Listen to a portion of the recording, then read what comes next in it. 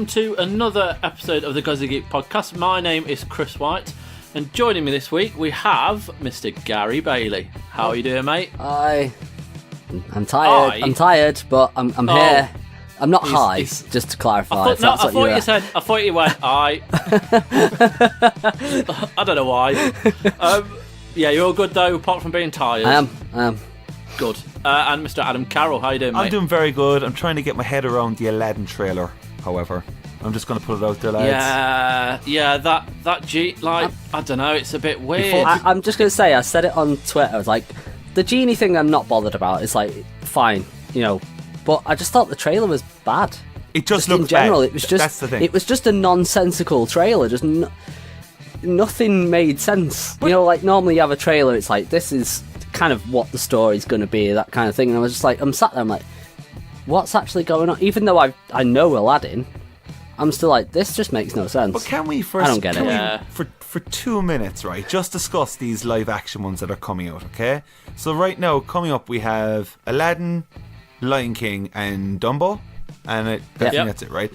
Now, how are we feeling about it, lads? Like, I think this is losing major magic for me. Like, whatever people can say about the Lion King and all that jazz, that trailer is literally a carbon copy. It is a carbon copy. Putting the feelings aside and the emotional attachment, why can't we just have the cartoons? Like, they're still unbelievable. Yeah, well, I kind of see, like, it doesn't take anything. Like, if you want to watch the old ones, go watch them. It's not. This isn't going to take anything away from them. Oh, Christ, who hasn't seen the Lion King? But that's the thing. Like, the Lion King is my second favorite film, like, of all time. Yeah. Like, I adore that film, and I'm kind of like, all right, you've done a live action one, cool, but it's not really live action, is it? It's like 90% of it's going to be CG. It's just going to be live action backgrounds. It looks really. Unless they've managed to make actual lions talk. That's the next evolution of movies. Yeah, like Aladdin looks really cheap. Like, and it's weird to say that, the green screen is blatantly obvious. Yeah, I mean, there's that bit where he's in the cave and it pulls back, and all of it's like crumbling around him, and like that just looks like something from like 15 years ago. Yeah. The old 3D films when they first used to be. It just looked really bad. But that's, like, to be fair, it's the first trailer, is it? It's the second, but the first one was like a minute long, literally panned out over the desert. Yeah. This is like the first glimpse of like the genie and Jafar and Aladdin and all that. So it's kind of, it's just like this. It's probably going to look much better once the actual film arrives, but still, it's like it just isn't a good trailer. And I think Disney's just. It needs a bit more creativity around at the minute. Yeah, but the problem though isn't the look of this movie. According to it was Will Smith's like appearance as the genie, right? I don't know what the problem is as such. Is it just that it looks absolutely hilarious because it's Will Smith? I think it's because it kind of looks a bit odd because it's like his face looks like it's just been pasted onto. Yeah, that's what it is. It's like Will Smith's been CGI'd. Yeah, it's like a CGI'd version of Will Smith. He looks like. I don't get why they didn't just. They should have just done it. Not Will Smith. Just leave it his voice, but just made a completely just CGI genie. I think that would have made more sense because I think it's just his face looks odd, just pasted onto this CGI torso thing. It's just weird. He basically looks like a fucking Smurf on steroids. He does. It does. Druggy Smurf. Yeah, but to be honest, right, Dumbo, I quite fancy. I don't, just because it's Tim Burton, and I just think he's way past Caravan. So Tim Burton, Big Fish, I think is one of the finest films he's ever done. And just a shout out to Albert Finney, who passed away recently, who was in that, who was incredible. But that film, it reminds me a lot of that. It's even got Danny DeVito as like the ringmaster in it. Yeah. It's a cracking so show. I'm up for that. And even in the trailer, when the second trailer that dropped, when his mum gets taken away, fucking hell, like, the cartoon was bad enough. Yeah, but that's gonna be emotional. But yeah, Disney films, eh? Yeah, I just I don't know. We'll see. I think they've run the course with the creativity as far as the cartoons go. It's all about the Pixar magic now. Yeah, it is. But there we go. So video games. And whilst it's a pretty quiet week, we do have some stuff to talk about. There are games that are out very soon, which unfortunately are embargoed to like a day or so after when the podcast normally drops. So next week will be nice and full of proper game chatter with the big releases. There'll be bloody loads, won't there, next week? Yes, there will, and it's going to be interesting to talk about them. But we have got some games. We're going to start off with the kind of big surprise, really. I mean, it was reported about a couple of weeks ago. There was a game coming from Respawn, which was a Titanfall battle royale. It is actually it's Apex Legends. It is a battle royale. It is from Respawn, and it's apparently very good. Now, I've played one game, and the game I logged on to was with these random two people, and one of them was like this 10-year-old, and all he kept saying was, "Please be." Please be gentle, this is my first game. And it was literally like a child. So it wasn't the greatest first impression, but in terms of like the way it plays, it's good. But as I say, I played one game. But I know, Adam, you've played a bit more. So Apex Legends, how are you finding it? Yeah, so I've put in about 20 hours into it, I think now. Fucking hell. That's a lot. That is impressive. Yeah, so it's about 20. Okay, so when going in here with this, like, would it just been the three of us and I'm the only person who's played this much, it's kind of hard for me to really dissect this game because I'm not honestly a big online gamer. I never have been. I think like it was World of Warcraft and Monster Hunter, Diablo. They're my kind of only real ones, you know. Within the Battle Royale genre, I have given no time. The most time I've given to a Battle Royale, I say, is like the recent Call of Duty, like Blackout, whatever, you know. This being announced by Respawn, what pulled me in here was the general buzz anyway, straight off. Like, all of a sudden, online, it was just Apex Legends everywhere. And I was like, what the fuck is this? And then seeing Respawn, I was like, all right, cool. I saw everyone having a baby over not being Titanfall 3 and blah, blah, blah, and all this, that, and the other, right? So I went, look, I'll download it, jump in, see what's happening. So as it goes in, I'm like, okay, here we are now, and I know the general premise of the Battle Royale feature. Everyone kind of does at this stage. But I did the training, and the training, first off, anyway, it's pretty bad. The training is like, it's really just showing you how to shoot a gun, which we all know in first-person shooters, and you can slide, and just, it's very minor in explaining its ways, you know. And I'm like, okay, so I jump in for a match, and I'd say 30 seconds I was dead. Like, no joke. First game, dead. And I was like, well, that's just me hating this game immediately. Like, because that's just how this is. So I just said, do you know what, I'll give it another go. Went for a second round, last bit longer, didn't really succeed much.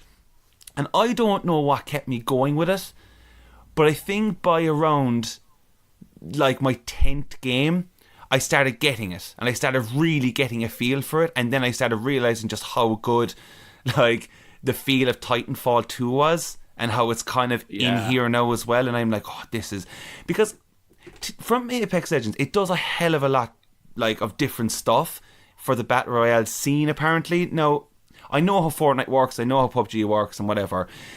The features in this are just so well done. It's so well designed.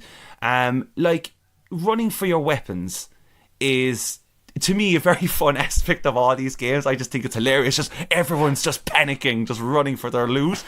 And it's just designed in such a way that, like, if you pick up a weapon, you'll find an attachment. It will instantly attach it to the gun if it's made for the gun. That's good. Do you know what I mean? So you're not having to, you don't really have to focus a lot on your inventory. You just gotta just grab, and like, obviously the controls are just so well thought out in terms of not only managing your inventory but also like pinning stuff. So the pinning is like a huge thing for the game. You can literally communicate without headsets, and for this feature to be put into a game, that's something else like that. Because I'm going to be honest, I don't really like chatting to randomers online. Like, it's not my bag. Oh, I'm with you on that. Like, yeah, I love doing it with friends, but it's not my thing with strangers. And already, like, I kind of, no offense to anyone, but I jump in and I kind of have to mute everyone straight away because whoever's on my squad, because it sounds like chaos. And then also, I had one guy, not me personally, but he was like in the legend screen. So when you're picking your character, he started roaring at like the other guy to not pick like one of the legends, and he's like, "Don't fucking go for that! Don't go for that!" And you can just see. Right. I was like, kind of going, "This fella's going to have a fucking nervous breakdown." All I could see was when the other character was picking his character or whatever, you could see his icon slowly moving to the legend that your man was telling him not to pick, and then he just went X, and the man just goes, fuck you man, you're a dickhead. He lost the plot and just exited the game. And it was just like, alright, this is kind of like the reason I hate these kind of games in a way. Now, I'm personally hoping that thing will get fixed eventually, because what resulted in that was, when we picked our characters, it was because it's 3 in a squad, and there's like 60 players get dropped in, so it's around, I think, like 20 teams or something like that. When you land in, and if someone just exits, nobody else gets spawned in, so you're just now a 2-man squad, and really kind of sucks, because you can still probably get by if you're absolutely amazing at the game, but like, it kind of annoyed me, and I was just like, oh, that sucks, because like all these games, it takes a while for just to kind of get in, and like, you know, you have to drop down from a ship and stuff, so it's all that kind of loading essentially, like. But that's only one thing. And then like, the weapons in it are brilliant, especially the shotguns. Honestly, I think like Nicola, I'm pretty certain she's playing this as well. I would love to hear what she thinks of the weapons on this, because there's one shotgun called like the Evo 8, and it's an absolute monster. Like, the shotguns are actually the highlight of the weaponry, which is like mad, because I've never got on with shotguns at all. Now, the only reason I'm saying that is because the like assault rifles and stuff, they're all great, and there's some really cool attachments you can get, like massive long distance scopes and stuff put onto it. The only problem is, in the heat of like panic, where it's like a squad come in and you're like, oh shit, there's just bullets flying everywhere, the kind of the amount of bullets in your cartridge, just it depletes very quickly, and loading is just a bit of like a situation. So like, it's kind of really weird. You like, if you're using the assault rifle, you have to really aim for like their heads if you can, to get the most damage out of, like, say, like some machine guns will have only like 10 bullets, and that's it, like, you know, and then others will have like 15 or something. So it's only a small thing. I think like that will come into place, and they might fix it slightly, because everyone's using shotguns like all the time. It's the go-to weapon. But other than that, like, I see a lot of people online as well, kind of saying that like they're just once again not good at this kind of game. And I'm kind of surprised by that, because I'm absolutely useless at these kind of games, and I'm getting on pretty okay in it. Now, I was talking to a friend last night about this, and because he's in nowhere near like into this kind of game at all, but I was like, you gotta give it a shot, because I know he's into Dying Light. Now, I know there's someone just going, what the fuck is he talking about Dying Light for compared to Apex Legends? I understand, right? But if you've ever played Dying Light before, and I think like there's certain games out to do it, I think Horizon Zero Dawn does this as well, it's this feeling of pure control of your character. And like Titanfall 2 did that. Like Titanfall 2 has it as well, where you just feel like you're in, like, all the sliding, you have it down. You know exactly the distance you can go. And it's just when that clicks, that's when the addiction happens for me in a game.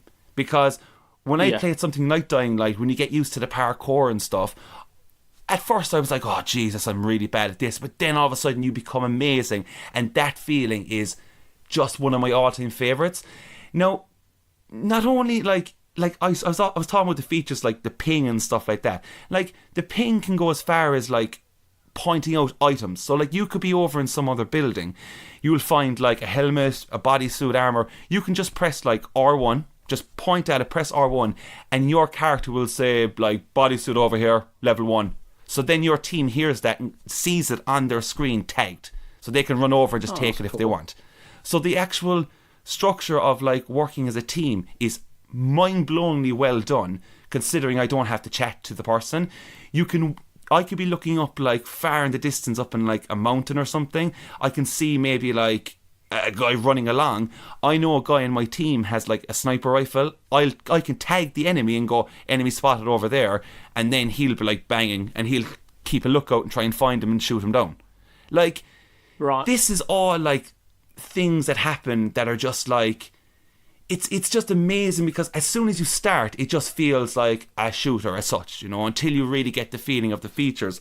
Like, they even added in things like, if you put away your weapon completely, like if you just hold down triangle and you're just running with just your hands, you'll actually run faster than keeping your gun out. So like, yeah, I think PUBG did that initially. I don't know if it's still in there or not. Okay. But you could do that way. If you put your gun away, you'd run faster. Yeah. I don't think it was a particularly huge difference, but I remember it being in there. Now this does make a difference, because like, you need that, because there's going to be moments where you have to like just absolutely peg it, because like the thing is closing in and stuff and you're just having to go. No, like, my favourite part about the entire game, I think, like, the gameplay is tight, it's really addictive, all that. My favourite thing is, once again, going with the squads, but the respawning. This, to me, is one of the finest features I've seen in an online game, where, like, especially for a Battle Royale. So, like, I'm there. I had already a moment of the year for me personally. Like, in gaming, I've already have, like, my number one moment right now. If we were doing Game of the Year, I'd be like, this is my Game of the Year moment. And it was resulting in me and my 2 other team members. All of a sudden, one of the lads went completely rogue. Like, he just, I don't know what happened to him, he just lost it, right? And he just, like, took off over to the other end of the map for some unknown reason, and I was like, what the fuck is he doing? And me and the other fella were just kind of looking at each other back and forth, and we were like, why is he doing that? We need to go, like, we need to get out because it's closing in. Next minute I see him get completely shot, and he's, like, down. And I'm like, what a nightmare. Now, what happens here is, if your teammate goes down, you have about, roughly, I think, around a minute, let's just say it's a minute, to get over to him and pick up his banner. Now, once you pick up your teammate's banner, then, whenever you can, go to one of the respawn stations, which there's around, like, say, this is not the exact figure, but say there's around 8 respawn stations around the entire map. If you get to one of them, you can then bring your character back into the game. They'll come flying in on a ship and they'll drop down. They have no, like, weapons or anything. They start again from scratch, but you have your teammate back. Now, the thing about this is, it's so unbelievably crucial. Like, you do feel like, especially when you're down to, like, say, the last 5 squads of a round, and you're like, we could really do with all 3 of us on the team. And in this particular moment, I was just kind of like, I'm going to chance it. I'm just going to absolutely go for it and try and get his banner. So my other guy went off, and I had my shotgun, the Evo 8 one, and I just bolted it. And I was sliding down the mountain, I was running through the water, and I was just like, there was bullets flying everywhere. I get over, grab his banner, and then I just ran through a building. I took down 4 guys in one go. And the thing is, you can kick in the doors and stuff, so it feels all, like, really cool, like an action pack. And it makes a major heavy sound when you do it. So I'm doing all this. I can see on the map my other teammate is going, because right now the ring is right behind me. Like, it's just closing in, and I'm like, holy shit. And I'm trying to get back to respawn my teammate at the closest station. I get there. You have to hold down square for like 5 seconds. He comes in. I ended up throwing down a weapon on the ground for him, because you can drop all your loot, and dropped down my weapon, and we both just took off, slid down like the mountain into the river again, went along to the other side, regrouped, all 3 of us, and just sat there for a few seconds going, okay, let's not go rogue again. Like, let's just all be together. But it was just a general... It was just a feeling that for me personally, never experienced. Now, the thing is, there's going to be people on here who live and breathe these kind of games, like the Battle Royale stuff. For me personally, this is a first time for me. So that kind of moment had such an impact of excitement. I was like, then, yeah, I love this game. I love this game. I love just how it's making me, the person who could not get into Fortnite, PUBG, was just shit at it straight off. Like, there's some people on here already. Like, lads, it's only like just over a week of the game being out. There are some people on here who are just machines at playing it. Like, I don't know how people are able to do this. Like, I thought 20 hours, I'm like, fucking hell yeah, I'm doing pretty good in this. There is people high ranks in this already. Like, and they're so skillful. Like, there's already dozens of videos up there of like just amazing battles. Do you know what I mean? I think what Respawn have done here is incredibly smart. Now, there is all the microtransaction stuff, so you can buy all extra. There's like 2 extra legends you can buy. There is only the one map right now. The map is fantastic. Kings Canyon, I think, is it's just really well designed, and it's just a lot of fun. And I would like to think that the game will always stay in the future like a game that you could, say if you were out of it for a week, if you weren't playing Apex Legends for a week, and you came back and you were still able to do well, like, my biggest fear in these games is that people will just get way too good, and then like they know all the spots of the map and you're just getting pasted all the time. When that happens, that sucks for me personally, because I'm not that good of a gamer in these things. So I hope, like, so far the map just seems so well designed that I can't see this happening, but I hope it, like, for future maps, if they do release them, that it stays that way. And like, even down to people bitching about Titanfall, like 3 not being the announcement, like, that's just so irritating. Like, people need to focus on Apex Legends, because that now is what they went for. It's what they're doing, and they've delivered a free game technically for all to play, and it's incredibly addictive. And like, everyone all of a sudden is like, oh, Titanfall 2 is now only 7, I just bought it there. It's like, what the fuck? Like, why? What? Like, if you don't support the game that they're doing now, they're going to never release a game again. Do you know what I mean? Like, Titanfall 2 is a game that I always say that people should, and there's lots of us on the team who defend that game massively. I think it's one of the best single player campaigns out there in terms of first person shooter. But like, Respawn are just really, really good at this. And like, for people saying, oh, they didn't bring in, like, oh, We're the Titans and the wall running and stuff, like, they did say, I didn't hear this, but I heard it in a podcast when they were saying they heard an interview of Respawn saying that, like, the reason they didn't put in the wall running and stuff was because it just made the whole game too messy. And like, I heard that somewhere myself. Yeah, like, it was the same sort of thing. It's from that interview, and it was like, we tested it, and it didn't help the flow because teams couldn't stick together all the time. Yeah, and like, that's so cool. Like, in the sense of like, they actually did think about it and they did try it, and then they went, no, look, we all know, like, the wall running stuff and the Titans, they're fun, they're mad, but look, that's Titanfall, that's there. This is a new thing. And the fact they didn't try it, because I would have hated that. Like, there's something about the game. Like, if someone was wall running, I'm just going to be shooting bullets all over the place. I could never keep up with that kind of stuff, you know. This is just so well designed. And like, I don't know what's the player count now, but I think, what was it after, like... It's like 10 million, I think, after 3 days. Yeah, I think, something like that. Tweet, 10 million, yeah. Like, and which is that, I mean, I know it's a free game and stuff, but that's mad. It's astonishing, like, and I think it's just... And it's so polished. Like, that's one thing I didn't say. The game is so unbelievably polished. And I've only had, like, 1 or 2... Like, I've never been kicked out of a game at all. Like, the game has never just crashed on me. And every time I've tried to, like, I'd say 3 times max when I pressed X, like, to load in, it would just kind of go, oh, just retry. But other than that, smooth as balls. Like, it's just, like, no issues whatsoever for me personally. I can really see me playing this game for, like, the rest of the year, and I would like that to happen. I would like it to keep me this, like, engrossed and stuff. Because there's just no way I expected no one expected it, bar probably people who went to the event and stuff. But like, there's no fucking way I would have honestly thought I would love this kind of game.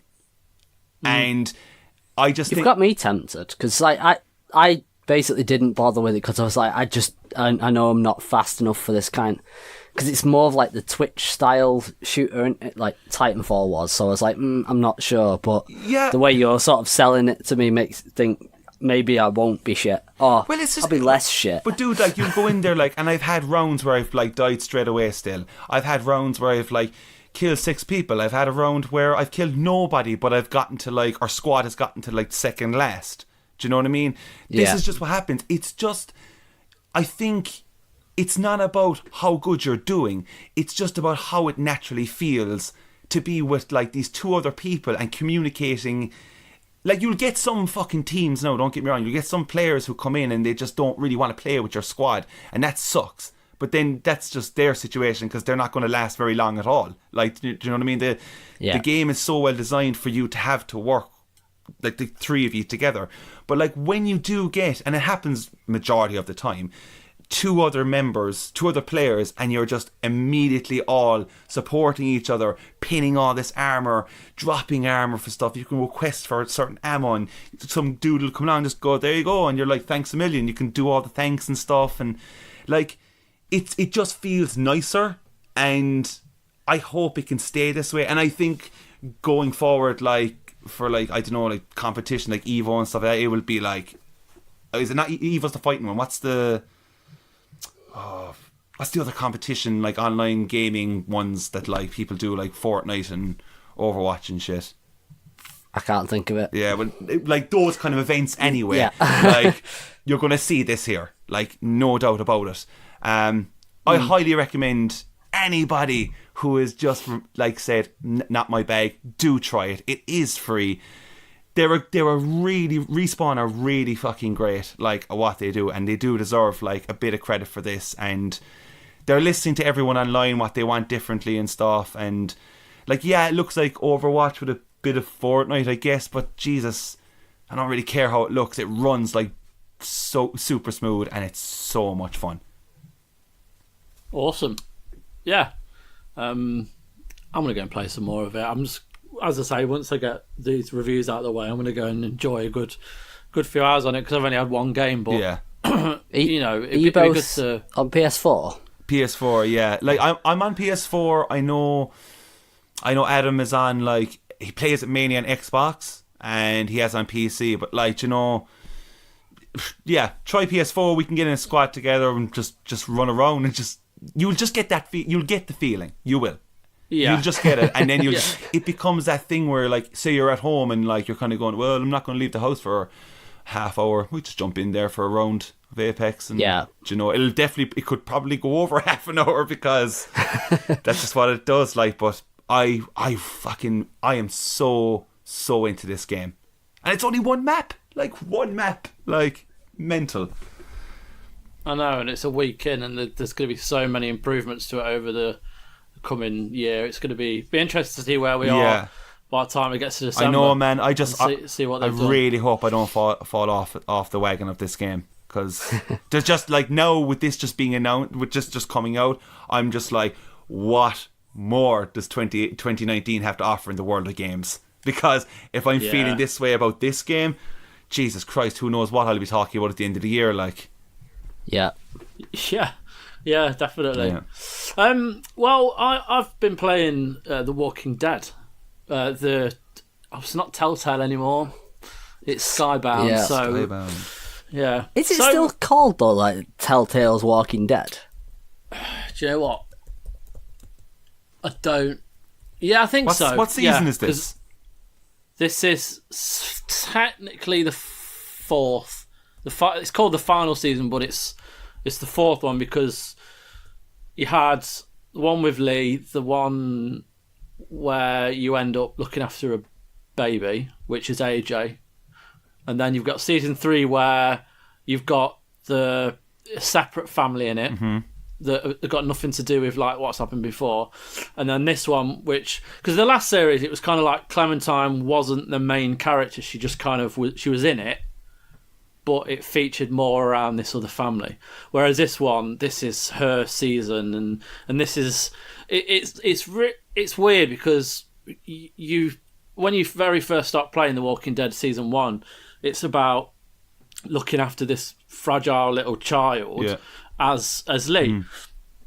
Making the right decisions so you can influence her in a world which has gone to shit, but you've still someone who's upstanding with his morals and stuff to try and show her that, you know, not everyone has turned into walkers or not everyone has become corrupt by what's happening around them.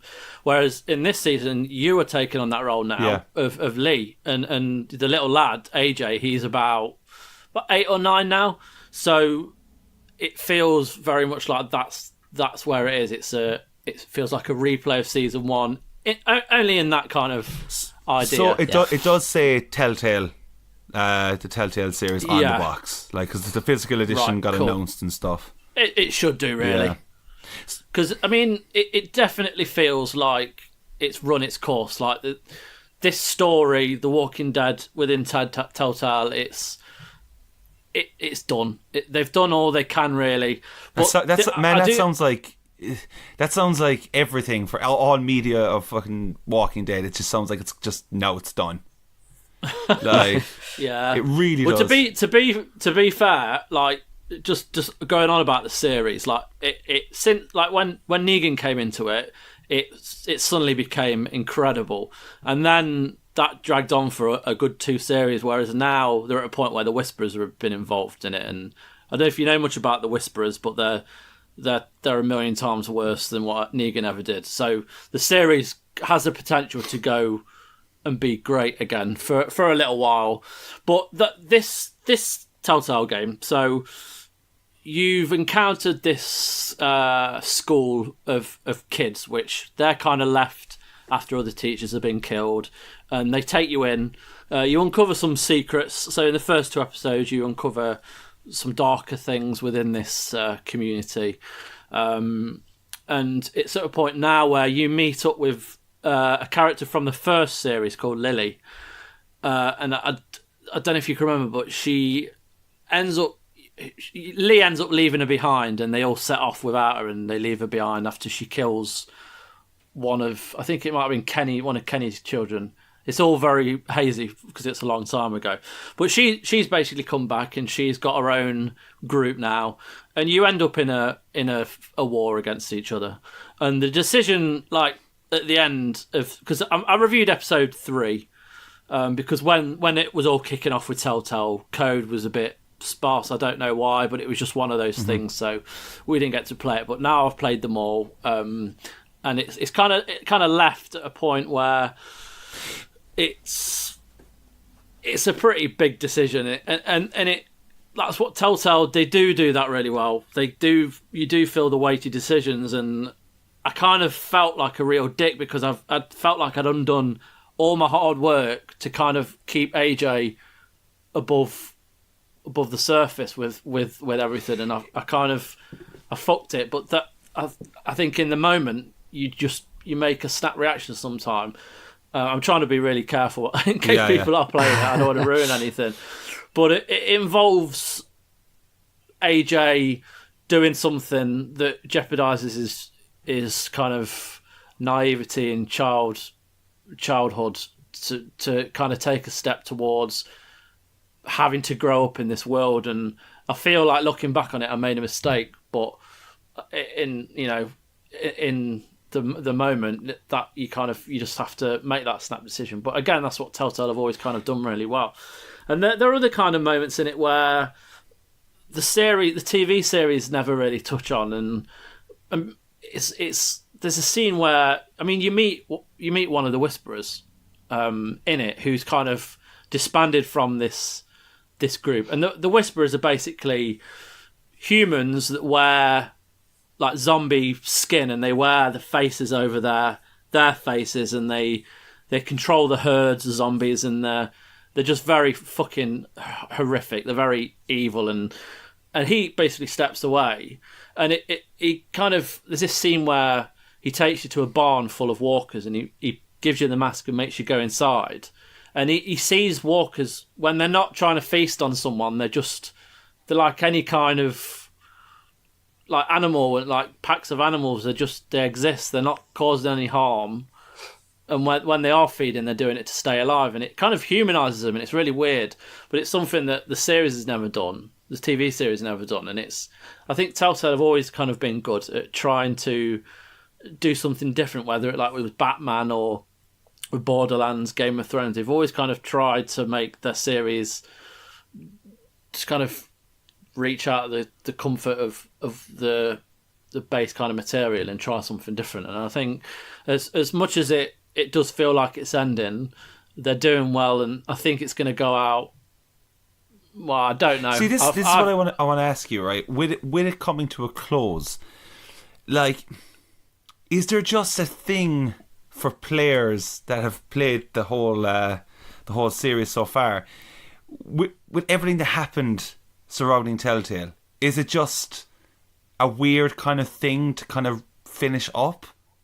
Because, like, I understand, like, it's great that they're giving you an end result, but like, I don't know, man. Like, I feel like The Walking Dead in general, not just even the Telltale, just the franchise, is one of the strangest. Like, it is just, for fans, it's been very bizarre, like, the choices that have been made.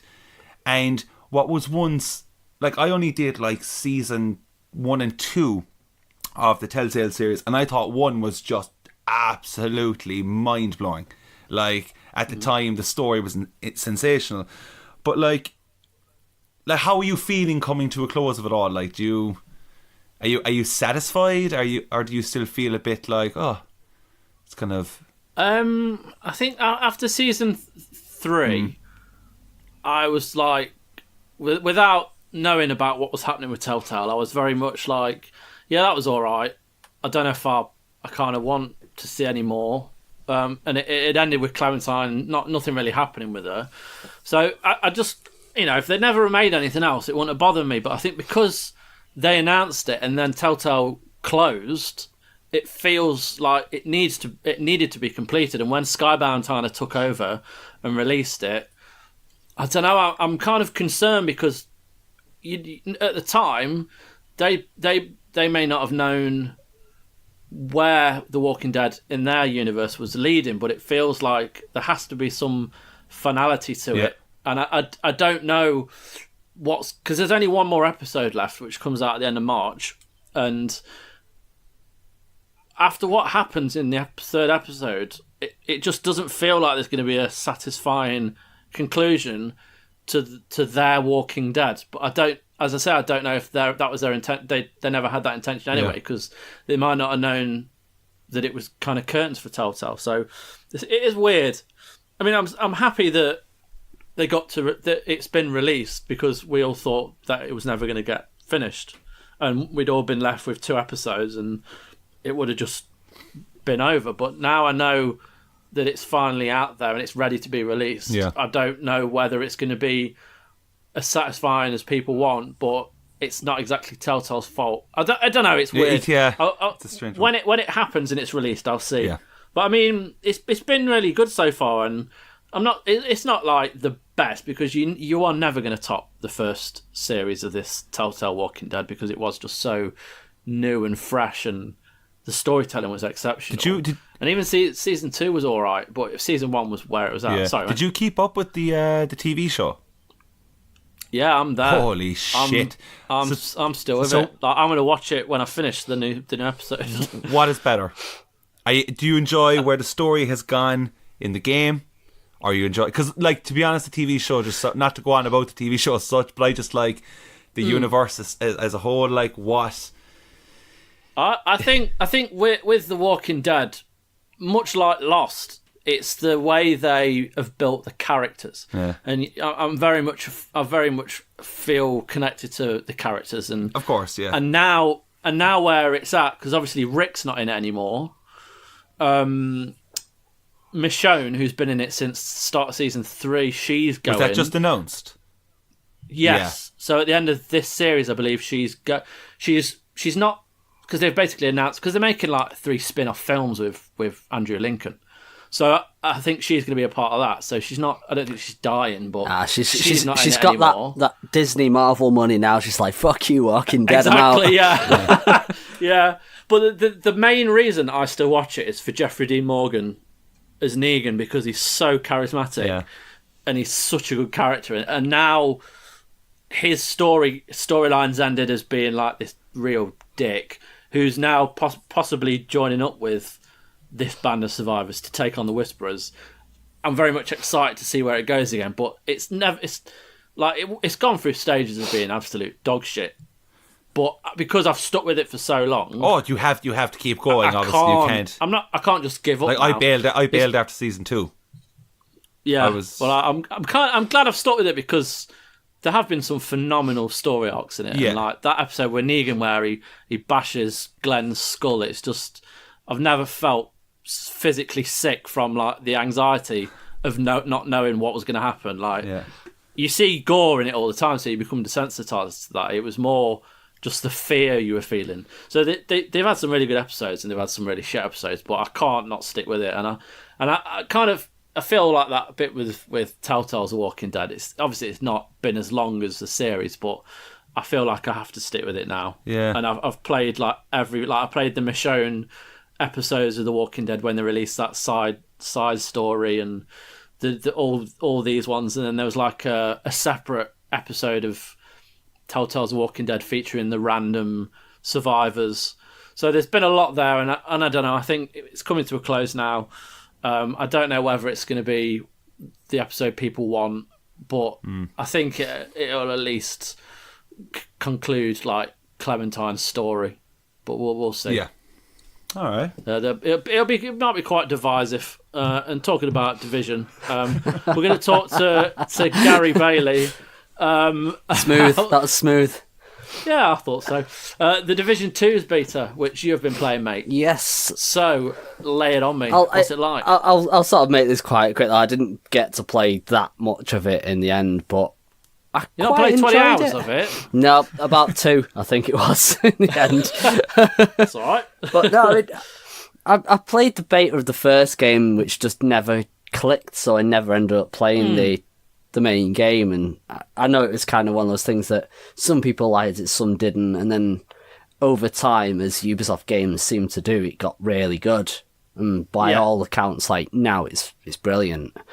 And this one, I don't know, I seem to click with it a bit more. I enjoyed the shooting, because one of my issues with the first one, it was very bullet spongy, because of the nature of that style of game, which I think we spoke about this recently. It bothered me because I'm like, it's a Tom Clancy game. It's supposed to be a bit more realistic. Bullet sponges make no sense, but it doesn't feel quite as pronounced in this one. Like a headshot is sometimes like lethal, as you kind of expect, but sometimes it takes a couple of headshots, but it works. It looks really nice. Like just with that, what's the setting like? Because obviously, the original was just a dull, dreary, bleak kind of rundown city.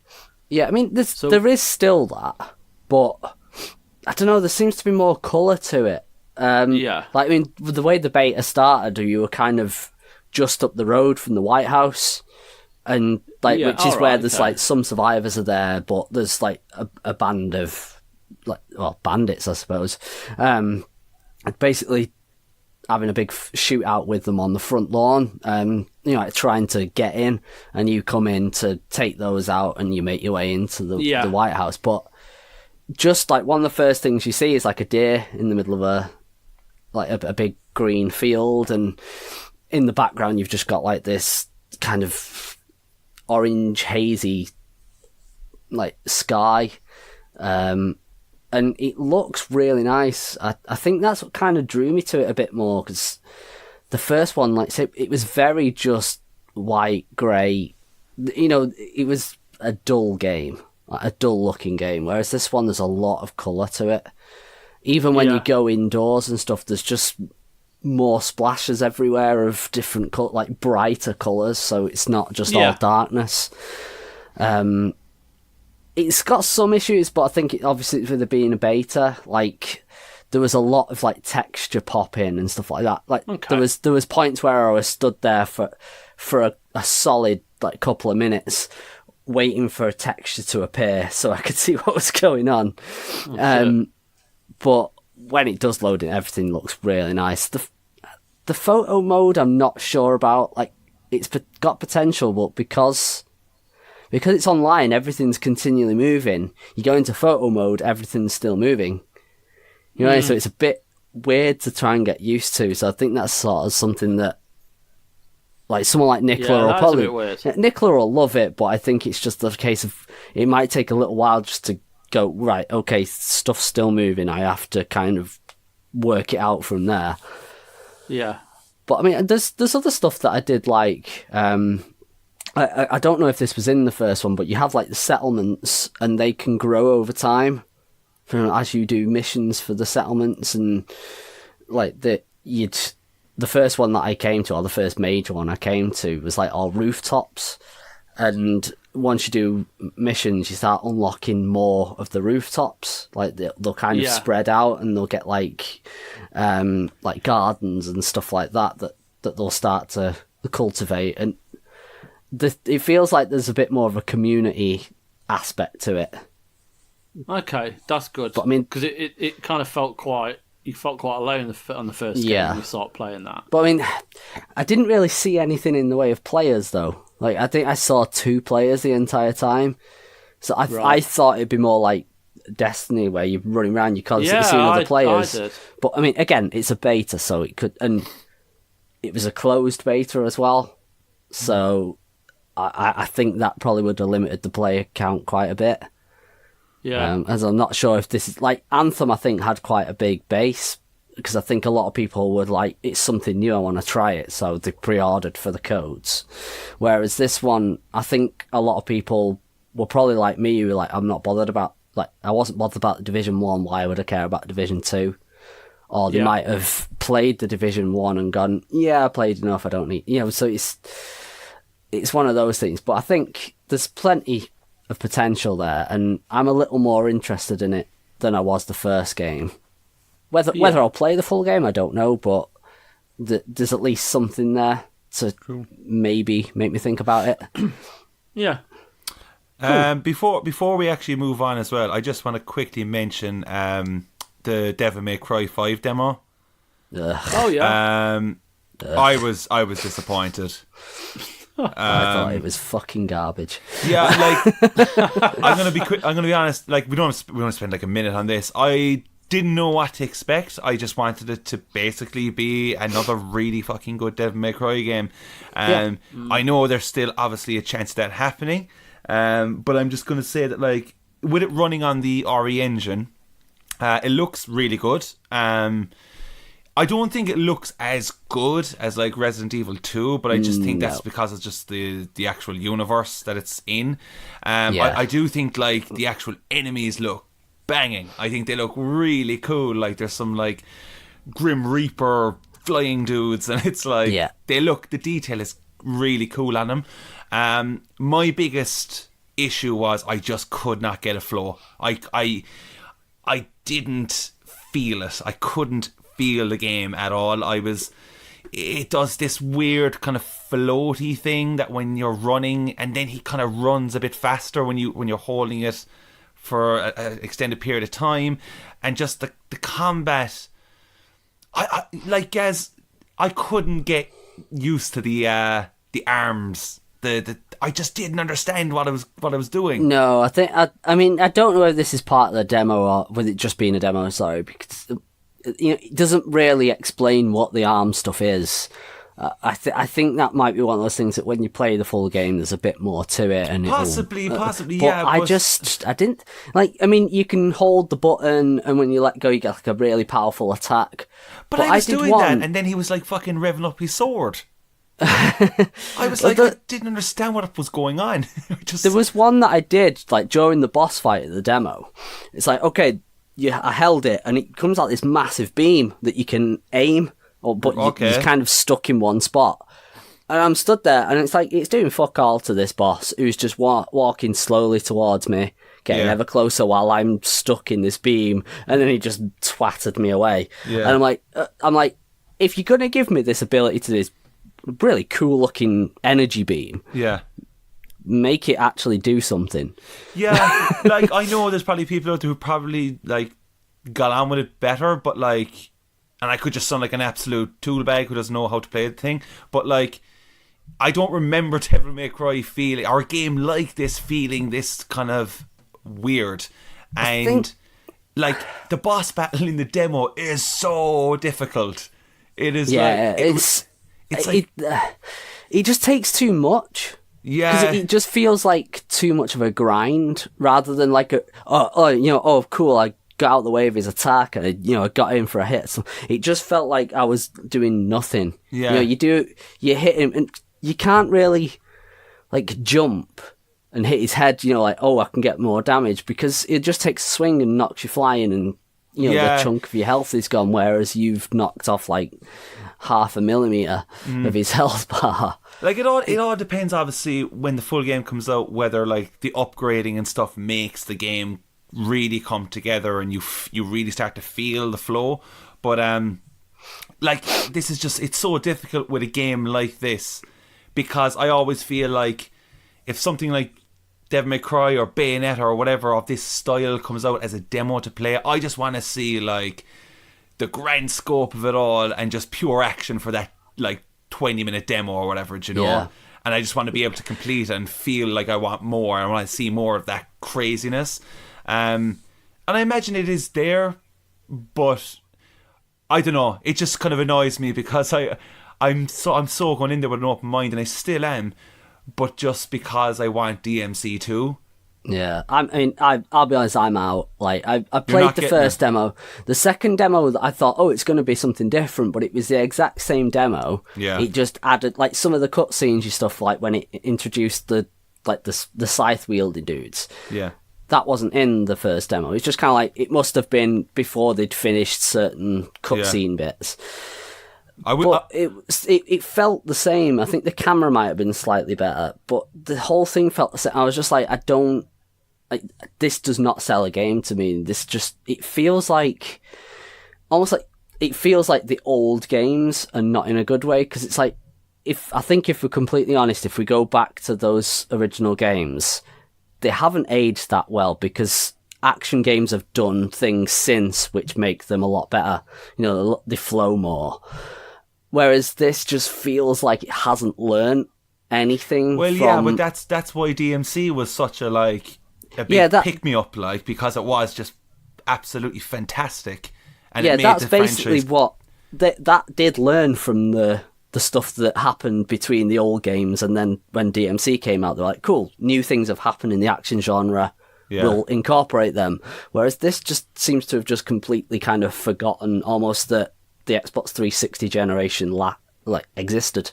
Yeah. It's just like nothing's improved from what I've seen. The last thing I'll say is that I was a bit bummed out, because I came away from the game just going, well, look, at least smashing the pots in the game was really satisfying.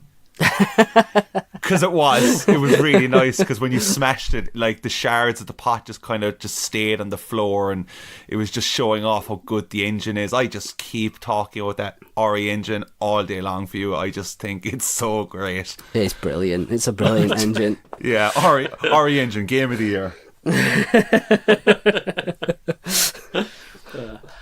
So moving on to listener correspondence, we've got I believe this was an email from someone called Steve. Steve, if you're listening, thanks for emailing. Don't know your last name, let us know, because it's quite a good question. Maybe it's Eve.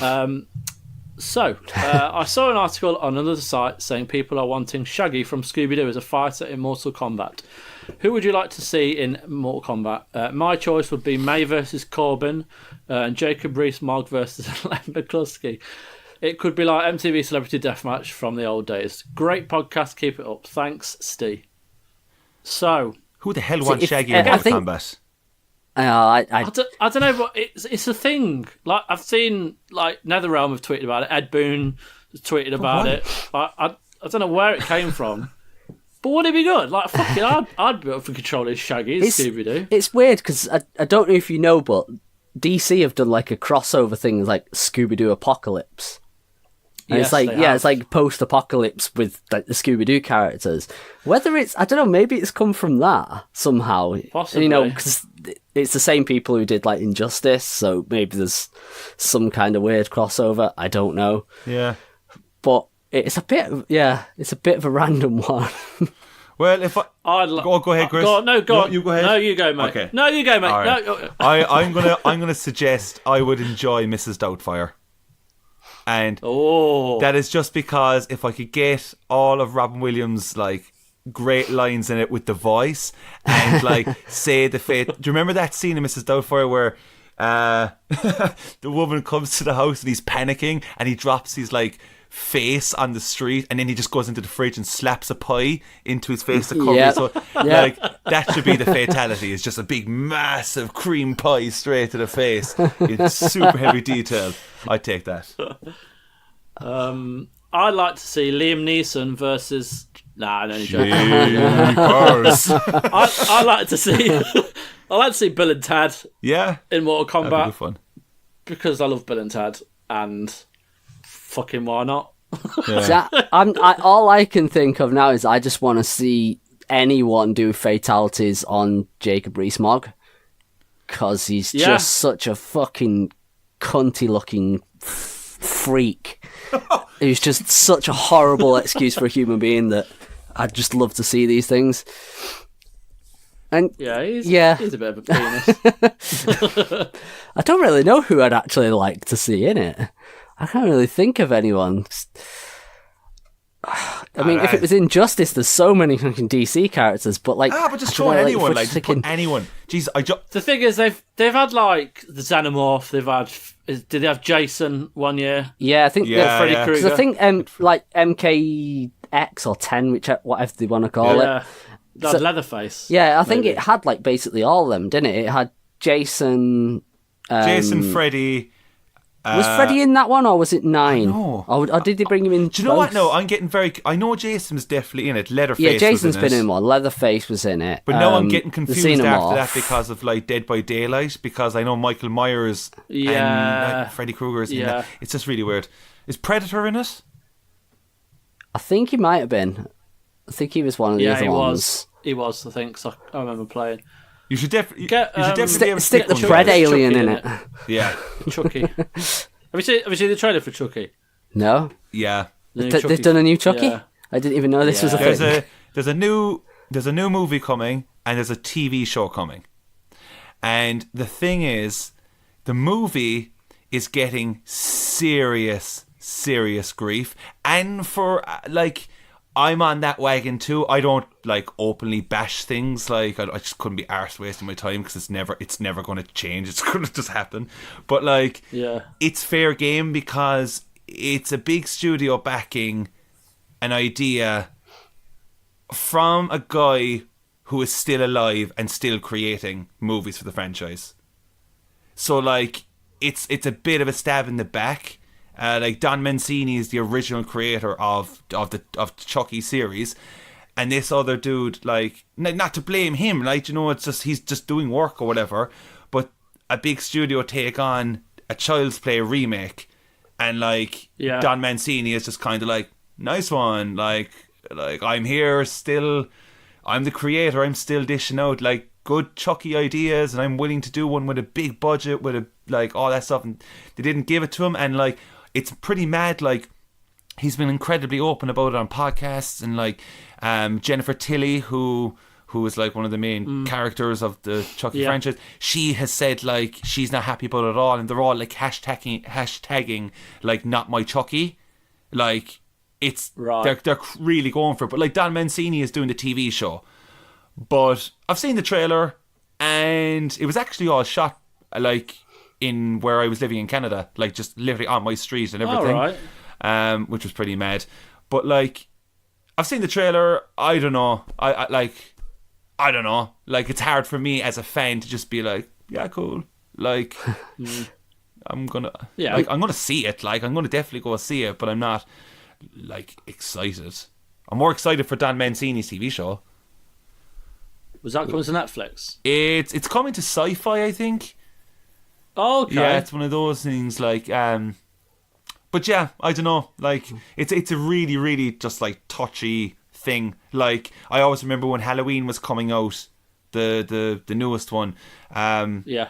The director was like, he wasn't going ahead unless John Carpenter gave him like pretty much like the blessing. Yes. And that's like it's very respectful in that sense, and like, and that's like in any fucking form of entertainment, you know what I mean? If the person is still around, like, you gotta respect their creation, and absolutely, you know, not to say no that the director probably didn't go ahead and say, look, we should do this, but you just don't know. It's just weird. I've thought of someone who I wouldn't mind seeing in Mortal Kombat, like Conan and Red Sonja. I think they'd really suit that world as well. Yeah, oh, Conan the Barbarian. Yeah, yeah, good shot. As in like Arnie Conan. See, I'd go for like the one from the books, or if we were going to go movie ones, I think Jason Momoa was a better Conan. He was more like the actual Conan from the books or the short stories, rather than is that film basically just Arnie in a loincloth. Is that movie pure bum though? It's a good film. It's just not. If I watch this that recent Conan movie, guys, am I going to be angry? I don't know, because I watched it and I was like, Jason Momoa I think was brilliant as Conan, but I just think the overall story, I forget the guy who played the villain's name. He was the one who was like the villain in Avatar, and in that one where everyone had to be quiet because he could hear everything, the horror one that was on from a couple of years. No, it was a couple of years ago. He was like an ex-Marine who was blind, and these kids went to rob him. That's it, yeah. Yeah. I forget, is it Stephen something, I think it is? Stephen Lang or something like that. Yeah. Anyway, he was the villain, and he wasn't that great. Okay. It's kind of like, it's a decent old school fantasy adventure, but yeah, it is worth it for Jason Momoa. But is it really? Because I'm not like a Jason Momoa fan. If you're not a big fan of his, then probably not. I don't really know what I'm supposed to be a fan of. That's the problem here. I know what a lot of women are a fan of, but I just don't know. Yeah, women. Bloody hell, he's a pretty attractive fella. Yeah, he is. I would. Yeah, I absolutely would. A lot of people are very attracted to him. He definitely has a stare and a couple of muscles. I'll give him that. And very long hair. But, you know, I don't really know if I'm into any of the movies. He seems like a nice guy. I think that's part of the charm. You'd be fucking nice too if you were that fucking big. I'm not going to lie. Yeah, I probably would be. Yeah. Yeah. So Jason Momoa in the new Mortal Kombat game. Yeah, there you go. There's all his characters against Mr. Stoutfire. Fucking hell, you're listening, Ed Boon. That's a match made in heaven. Thomas at LlamaFluff42. Do you find it strange how retailers haven't capitalised on Xbox backwards compatibility? I picked up Dead Space 1 to 3 for next to nothing. No one seems to be promoting it or setting up dedicated shelf space for second-hand BC titles. I think there's much more that could be done. To be fair, I'm not really going back and playing on anything. I mean, I noticed CX or Sex Bants, whatever they're called, they kind of up the price of certain games, but I'm just not. I'm not that bothered about going back that far and playing like them kind of games. I don't know what you guys are like. I mean, I've started playing something like when they first announced backwards compatibility, I was like, I don't care, but I've started to really play them a lot more. Not loads, but enough. But I do think it's considering what Xbox has done with some of them, like to improve them, not just the X enhancements, but like just generally they seem to have improved them in how they run. I think it's really good, and I think like there's so much that they could do with it, and there's a lot of games I wouldn't mind seeing, and then they started like the original Xbox ones, but that seemed to have like kind of disappear a bit quick. Yeah, like I don't know, like I'm definitely one for going back and playing, like hands down. Like I'll play a lot of games over and over again. Do I find it strange that retailers like haven't gone ahead with it and pushed it? Not really, because like gaming is in such a different place now. Like it's just my nephew wouldn't even probably think of picking up a physical copy of something. Like he's just online Fortnite stuff, all that jazz. You know, it's just. It's a sign of the times, really. Like, and if you can walk into a store and see a shelf full of like used games from back in the day, you're very lucky, because I would get a massive kick out of that. But like, it's never going to be pushed on. Like, I just not know ever. Thomas, again, buying new releases on day one on top of huge backlogs. Why do we do this, and is there a cure? No, there isn't a cure. No, there's never a cure. There is a cure. Don't pick up Dead Space 1 to 3, Thomas. And add that to your backlog. Absolutely, there isn't a cure. There isn't a cure, but it is one of the finest burdens to bear. Darren. At Rotham on Twitter, with subscription services like PS Now and Xbox Game Pass presenting a more Netflix-style future, is this the model that we will finally allow episodic gaming to be anything other than a niche that's only suited to story-driven point and clicks? Ooh, Uncharted 5 levels released weekly. As a question mark. No. I really hope that isn't the case, and I don't think it will be. But I don't know. What do you guys think? I don't.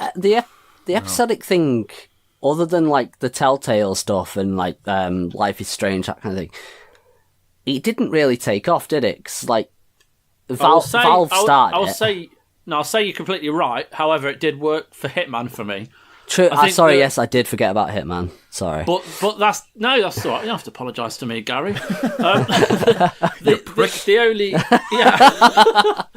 it's the only game I can think of outside of the story ones that works. I don't think it's a necessity. It might work for like new ideas, that kind of thing. I reckon, like maybe not like a big sequel like Uncharted. You know, if someone started like a new game rather than doing like, for example, you know, you've got a lot of people doing the early access stuff. You could maybe do this so you release like one episode, see how that does. You know, if almost like a pilot. You know, you put it out there for the audience to judge, to give it a go. If it doesn't do well, then they can move on to something else. But then that sucks. Like, if there's anything here, it just goes back to what we were talking about regarding Telltale.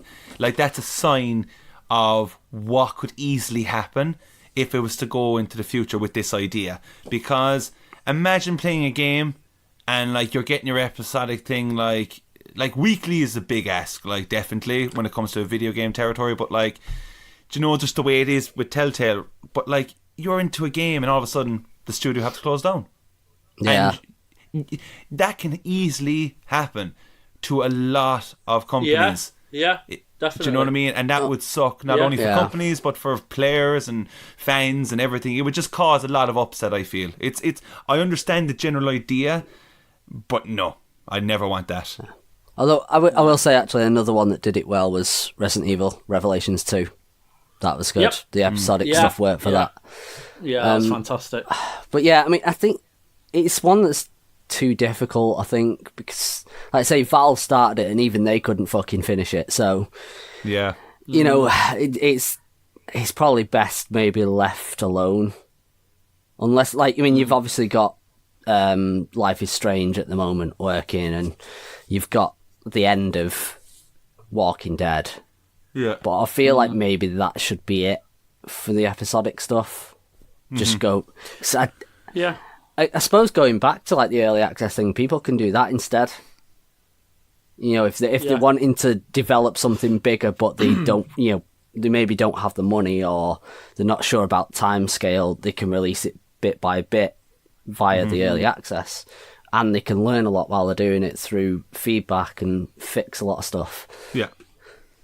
I think this latest series of Life is Strange, the 2 episodes that will come out, that's even starting to wane. Like, it's just not gripping me as much as the first season. It's very slow paced, and the episodes are like 2.5 hours, which I'm sure they weren't that long originally. I always thought they were like an hour and a half to 2 around hours. That it's similar. They feel really long. Yeah. But so I'm happy for them. I just want a full game, like you say. 'Cause if a studio closes, it jeopardizes the whole franchise. Yeah. Final question.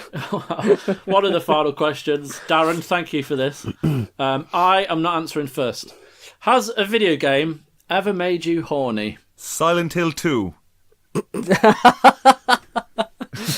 Just The shape of his pyramid head's head. Lovely. Beautiful boy. I don't know how to ever answer that. To be fair, he works that pyramid. He works. He does. He does. like I don't know. Like Earthworm Jim. I know. Like if Mikhail were here, he'd have plenty to say. God, he'd get his list out of his wallet.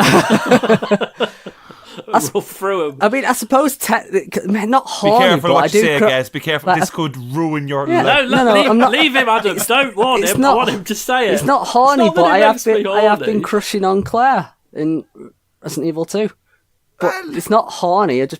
And she is based on a real. Mate, she's based on a real woman. If it is, don't worry about it. And I mean, Jordan McEwen, her name is, like the face model, and she's beautiful. Just so you know. But I mean, I don't think a game has ever made me horny. Well, it just Leisure basically Suit means Larry. excited. So, have you been excited? Is where I'm trying to make it basically more PG. The question of a game making you very PG. All right, PG. I've already said cunt in this pod. It's not that PG. Kind of PG is just non-existent. Yeah. That's the case. I'm going to hell. Video game characters that you fancy, All right. or just find attractive. And then that might make it a bit easier, because no one wants to admit to being horny for a video game, do they? No, apart from Gary no. and Claire from Resident Evil 2. Come on, you've seen her. She's pretty. I have. She is. Yeah, pretty. I go with Claire. She's lovely. I had a thing for 2B. Jesus. From Nier Automata. Oh yeah, you kept that answer quiet when we changed the question as such, didn't you? Yeah. He was positioning the camera, trying to get it up the panty shot, weren't you? Yeah. Get up the Get a panty. trophy for that. Yeah, she kept batting me away. Shit. If you actually know that, but if you do, she knocks the camera away. But don't you get a trophy? Yeah, that's why I did it. Odds. That's why. And on that note. Final question, which is a reoccurring question. You have to spend the next 24 hours in the world of the last video game you played. Will you survive, and will you have a nice time? Was it Nier Automata that you played last? I would have a fucking great time. No, it was. I can't say what it is. But the game before was The Walking Dead, and no, I wouldn't, because they're zombies and they're mean. So I would not have a nice time. Before recording, I played Bloodborne. Oh, did you? Yeah. I'm playing that quite a bit at the moment. Yeah. When you were talking about pots, I thought of Bloodborne, because they smash quite. Yeah, they're very satisfying too. But to say, will I have a nice time? Absolutely not. Will you survive? Definitely not. Definitely. Unless you just sit in the hunter's dream and never leave. I'll survive. Yeah. That's fine. I would be the worst person in the Bloodborne world. What would I do? I would just try and hide in a pot. That is basically it. Yeah. I'm trying to think. I think the last game I played was the Division 2 beta. And that, I probably wouldn't survive because there's a lot of shooting. Jesus. You couldn't just go out to the shop and buy, because you'd just get shot. No, I don't think we need I'd to have play a nice happier time. games, I think. I have started playing Overwatch again, which, I mean, that's been nice. I played it the other day at a friend's, and it was kind of I'd forgotten how good it was. And then it turned out that it was down to 20 quid on the PlayStation Store. And I was like, I've got about 11 quid in my wallet. That's fine. You bought it? Yeah, fuck it. I'll play it. And it's so good to play that again. It is. Yeah. So there you go. Well, that's another podcast. Thanks for joining me, guys. It's been a blast. You are welcome. You can obviously go and read up all our reviews and content on godisgeek.com or on Twitter at godisgeek. You can follow Adam at AdamZokes. You can follow Gary at BlueFury47. You can follow me at First Avenger 83, and also, you can help us bring you more content and more videos, attend more events, because the Patreon really does help us get to these events. The Anthem event we attended recently, and you got some footage and thoughts from that, was all thanks to you guys. So if you go to patreon.com/GodIsAGeek and you like what we do, you want to give us a bit of money each month to keep making stuff, that would be very much appreciated. Anyway, guys, as I said, thank you for joining me. Pleasure. Thank you. And thank you all for listening. Take care. Bye-bye.